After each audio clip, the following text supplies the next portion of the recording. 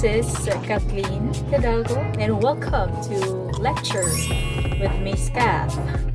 So in this video, I will be discussing another topic, which is titled Protein Synthesis, the Transcription and Translation.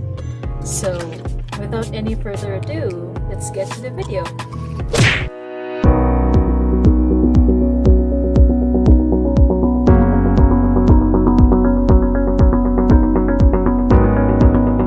The information content of DNA is in the form of specific sequences of nucleotides. The DNA inherited by an organism leads to specific traits by dictating the synthesis of proteins. Proteins are the links between genotype and phenotype, and gene expression is the process by which DNA directs protein synthesis, and it includes two stages, transcription and translation. So the question is, how was the fundamental relationship between genes and proteins discovered? In 1902, British physician Archibald Garrod first suggested that genes dictate phenotypes through enzymes that catalyze specific chemical reactions. He thought symptoms of an inherited disease reflect an inability to synthesize a certain enzyme. Linking genes to enzymes required understanding that cells synthesize and degrade molecules in a series of steps, a metabolic pathway. George Biddle and Edward Tatum exposed bread mold to X-rays, creating mutants that were unable to survive on minimal media. Using process, they and their co-workers identified 3 classes of arginine-deficient mutants, each lacking a different enzyme necessary for synthesizing arginine. They developed a one-gene enzyme hypothesis, which states that each gene dictates production of a specific enzyme. Some proteins aren't enzymes, so researchers later revised the hypothesis: one gene, one protein. Many proteins are composed of several polypeptides, each of which has its own gene. Therefore, Biddle and Tatum's hypothesis is now restated as the one gene, one polypeptide hypothesis. RNA is the bridge between genes and the proteins for which they code. Transcription is the synthesis of RNA using information in DNA. It produces messenger RNA, mRNA. Translation is the synthesis of a polypeptide using information in the mRNA. Ribosomes are the sites of translation. In prokaryotes, translation of mRNA can begin before transcription has finished. In a eukaryotic cell, the nuclear envelope separates transcription from translation. Eukaryotic RNA transcripts or modifies through RNA processing to yield the finished mRNA. A primary transcript is the initial RNA transcript from any gene prior to the processing. The central dogma is the concept that cells are governed by a cellular chain of command, DNA to RNA to protein. How are the instructions for assembling amino acids into proteins encoded into DNA? There are 20 amino acids, but there are only 4 nucleotide bases in DNA. How many nucleotides correspond to an amino acid? The flow of information from gene to protein is based on triplet code.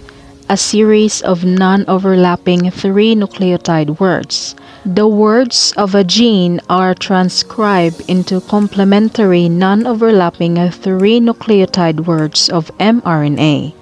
These words are then translated into a chain of amino acids, forming a polypeptide. During transcription, one of the two DNA strands, called the template strand, provides a template for ordering the sequence of complementary nucleotides in an RNA transcript.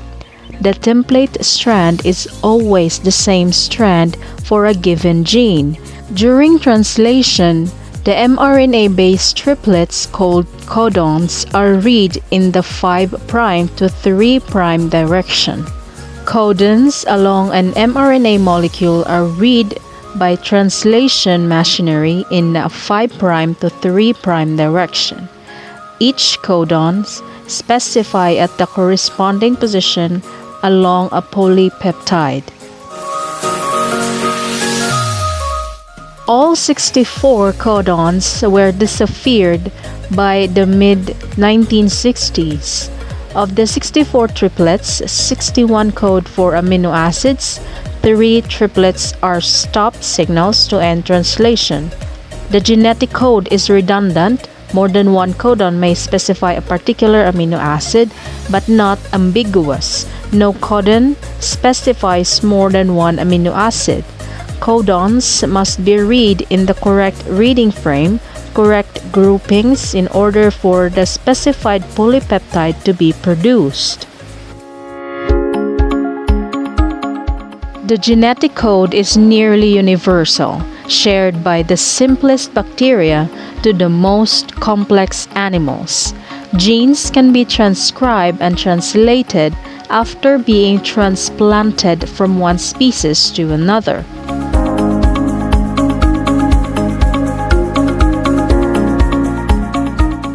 Transcription is the first stage of gene expression. RNA synthesis is catalyzed by RNA polymerase, which pries the DNA strands apart and hooks together the RNA nucleotides. The RNA is complementary to the DNA template strand. RNA synthesis followed the same base pairing rules as DNA, except that uracil substitutes for thymine. The DNA sequence where RNA polymerase attaches is called the promoter. In bacteria, the sequence signaling the end of transcription is called the terminator. The stretch of DNA that is transcribed is called transcription unit. The 3 stages of transcription: initiation, elongation, and termination. Promoters signal the transcriptional start point and usually extend several dozen nucleotide pairs upstream of the start point. Transcription factors mediate the binding of RNA polymerase and the initiation of transcription. The completed assembly of transcription factors and RNA polymerase II bound to a promoter and is called a transcription initiation complex. A promoter called a TATA box is crucial in forming the initiation complex in eukaryotes. As RNA polymerase moves along the DNA, it untwists the double helix 10 to 20 bases at a time. Transcription progresses at the rate of 40 nucleotides per second in eukaryotes. A gene can be transcribed simultaneously by several RNA polymerases. Nucleotides are added to the 3' end of the growing RNA molecule. The mechanism of termination are different in bacteria and eukaryotes. In bacteria, the polymerase stops transcription at the end of the terminator, and the mRNA can be translated without further modification. In eukaryotes, RNA polymerase II transcribes the polyadenylation signal sequence. The RNA transcript is released 10 to 35 nucleotides past this polyadenylation sequence. Enzymes in the eukaryotic nucleus modify pre-mRNA or RNA processing before the genetic messages are dispatched to the cytoplasm. During RNA processing, both ends of the primary transcript are usually altered.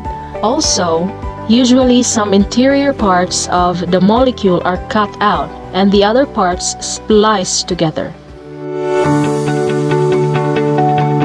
Each end of pre-mRNA molecule is modified in a particular way.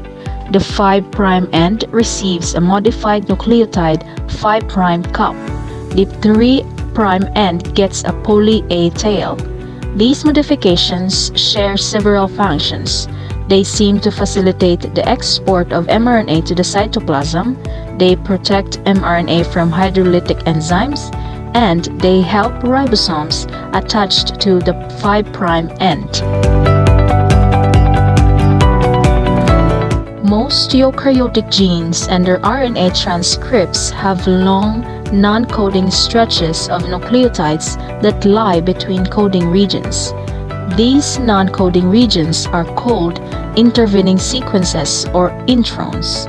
The other regions are called exons because they are eventually expressed and usually translated into amino acid sequences.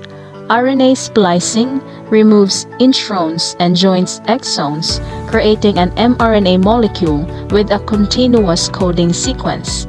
In some cases, RNA splicing is carried out by spliceosomes. Spliceosomes consist of a variety of proteins and several small nuclear ribonucleoproteins that recognize the splice sites. Ribozymes are catalytic RNA molecules that function as enzymes and can splice RNA. The discovery of ribozymes rendered obsolete the belief that all biological catalyses were proteins. 3 properties of RNA enables it to function as an enzyme. 1. It can form a 3-dimensional structure because of its ability to base pair with itself. 2. Some bases in RNA contain functional groups that may participate in catalysis. 3. RNA may hydrogen bond with other nucleic acid molecules. Some introns contain sequences that may regulate gene expression. Some genes can encode more than one kind of polypeptide, depending on which segments are treated as exons during splicing. This is called alternative RNA splicing. Consequently, the number of different proteins an organism can produce is much greater than its number of genes. Proteins often have a modular architecture consisting of discrete regions called domains. In many cases, different exons codes for the different domains in a protein. Exon shuffling may result in the evolution of new proteins. And that is the end of the discussion about protein synthesis transcription. I hope that you learned something today in this video, and see you on the next part of this protein synthesis topic on the topic 7. And thank you for watching. Bye.